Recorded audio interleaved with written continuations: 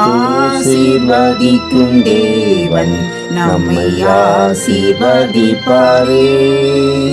துதி ஸ்தோத்திரம் இயேசுநாதா, துதி உமக்கே என்றுமே. இன்று ஒரு வசனம். நான் கர்த்தருக்குள் மகிழ்ச்சியாயிருப்பேன், என் ரட்சிப்பின் தேவனுக்குள் களி கூறுவேன். ஆபகூக் 3:18. கர்த்தருக்கு பிரியமான தேவனுடைய பிள்ளைகளே, சமாதான பிரபுவாகிய இயேசு கிறிஸ்துவின் நாமத்தினாலே உங்களை வாழ்த்துகிறோம், ஆசீர்வதிக்கிறோம். இந்த வாழ்க்கையில் நாம் எல்லோருமே பலவிதமான சவால்களையும் தடைகளையும் எதிர்கொள்ளுகின்றோம். நம் எல்லோருக்குமே கனவுகள், தேவைகள் இருக்கின்றன. சில நேரங்களில் அது நிறைவேறுவதைப் போல தெரிவதில்லை. நாம் எதிர்மறையான சிந்தனையால் ஆட்கொள்ளப்படுகிறோம். உற்சாகமிழந்து ஊக்கமிழந்து என் கனவுகள் நிறைவேறப் போவதில்லை என்று பேசிக்கொண்டு இருப்பதை தவிர்த்து நம் சிந்தனை ஓட்டத்தை திசை மாற்றி துதிக்க ஆரம்பியுங்கள். தேவனுக்கு நன்றி சொல்ல ஆரம்பியுங்கள். அது தேவன் நம் சார்பில் கிரியை செய்யும்படி கதவை திறக்கின்றது. இந்த வியாதியிலிருந்து எனக்கு சுகம் கிடைத்து விட்டால் போதும், நான் தேவனை துதிப்பேன். இந்த கடினமான சூழ்நிலைகளை நான் கடந்து சென்று விட்டால் போதும், பிறகு நான் தேவனை துதிப்பேன் என்று பலர் சொல்லுகிறார்கள். ஆனால் விசுவாசம் அப்படி வேலை செய்வதில்லையே.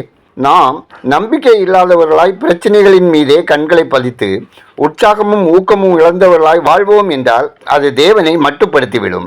நீங்கள் முதலில் தேவனை துதிக்க வேண்டும். உங்களுடைய கண்களை தேவனுக்கு நேராக திருப்ப வேண்டும். அப்பொழுது உங்கள் சூழ்நிலைகள் உங்களுக்கு சாதகமாக மாறும். இன்றே தேவனை துதியுங்கள். தேவனுக்கு நன்றி சொல்ல ஆரம்பியுங்கள். அவர் உண்மையுள்ளவர் என்று அறிவியுங்கள்.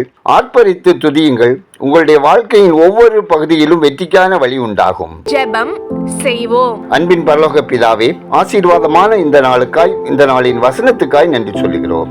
அப்பா, இன்று நான் உமக்கு முன்பாக தாழ்மையாய் வருகின்றேன். நான் உம்மை உயர்த்துகின்றேன்.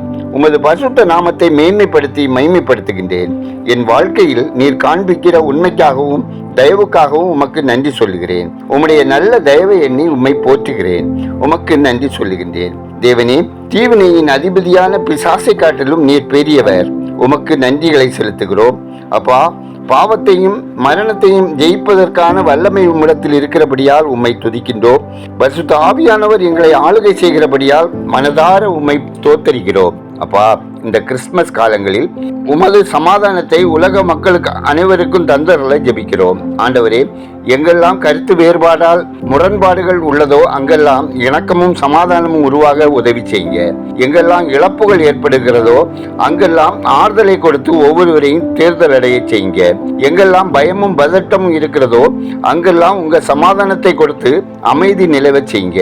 தேவனே, நம்பிக்கை இழந்து போயிருக்கிற மக்கள் வாழ்வில் நீங்கள் நம்பிக்கை தந்து அவர்களை பலப்படுத்த வேண்டும் என்று கிபிக்கிறோம். தேவனே, எங்கள் கிராமங்கள், பட்டினங்கள், மாநிலம், தேசம் மற்றும் உலகம் எங்கும் உங்க சமாதானமும் ஆசீர்வாதமும் வேண்டும் என்று ஜெபிக்கிறோம்.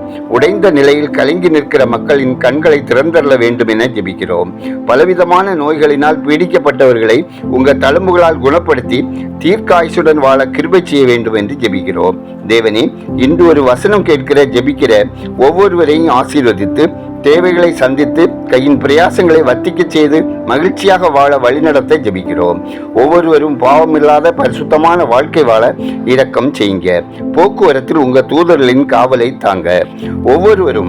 ஒவ்வொரு மக்களின் வேலை, தொழில், வியாபாரம், விவசாயம் ஆசீர்வதிக்கப்பட ஜெபிக்கிறோம். தேவனே, பல சூழ்நிலைகளினாலே குடும்ப சமாதானத்தை இழந்து குடும்பத்தின் ஒற்றுமைக்காய் சமாதானத்துக்காய் காத்திருக்கும் ஒவ்வொருவரும் சமாதானமாக ஒற்றுமையாய் வாழவும் மது பழக்கத்தில் உள்ளவர்கள் விடுதலை பெறவும் ஜெபிக்கிறோம்.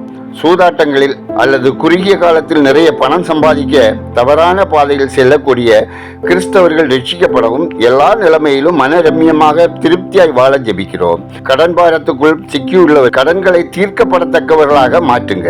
எங்கள் தேசத்தின் ஆளுமை பொறுப்பில் உள்ளவர்கள் உண்மையும் நேர்மையும் மக்களுக்கு செய்ய வேண்டிய எல்லா நலத்திட்டங்களிலும் பாரபட்சமின்றி நீதியாய் நடந்து கொள்வதற்கு கர்த்தர் உதவி செய்யுங்க.